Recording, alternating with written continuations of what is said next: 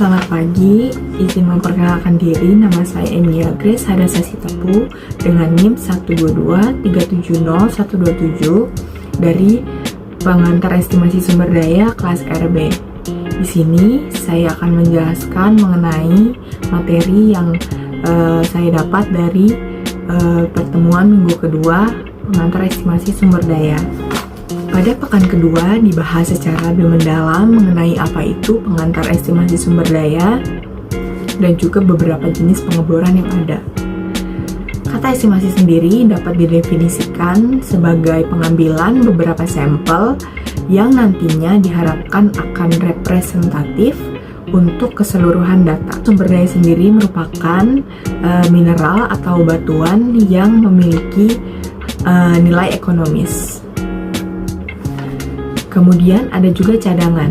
Cadangan ini merupakan mineral yang sudah dihitung harga ekonomisnya, yang kemudian sudah siap diproduksi atau sudah siap untuk ditambang.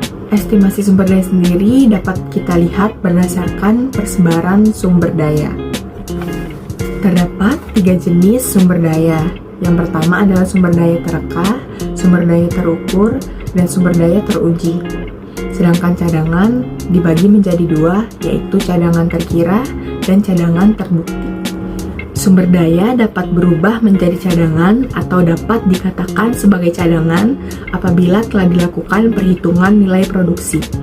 Nilai produksi sendiri itu meliputi biaya yang diperlukan untuk proses penambangannya, infrastrukturnya, dan aspek-aspek pendukung lainnya. Ada beberapa jenis pengeboran yang dapat kita lakukan untuk memperoleh data-data sumber daya tersebut, yakni yang pertama ada open hole. Open hole ini diibaratkan seperti kita memalu.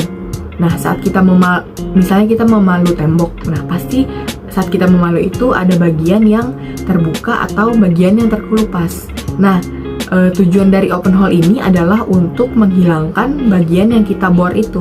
Nah, itu diibaratkan seperti kita memalu. Kemudian ada full coring. Nah, full coring ini adalah melakukan pengeboran namun tidak menghilangkan bagian yang kita bor.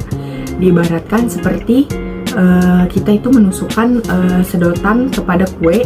Nah, di dalam sedotan itu pasti terdapat bagian kue yang masuk atau terikut di dalamnya.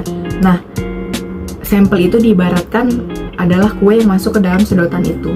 Jadi kita melakukan pengeboran tapi kita tidak menghilangkan bagian yang dibor itu. Kemudian yang ketiga adalah touch coring.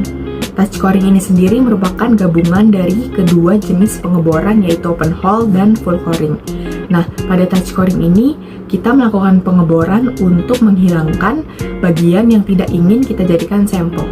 Cukup sekian materi yang dapat saya sampaikan mengenai materi yang ada pada minggu kedua, yaitu pendalaman lebih lanjut mengenai pengantar estimasi sumber daya.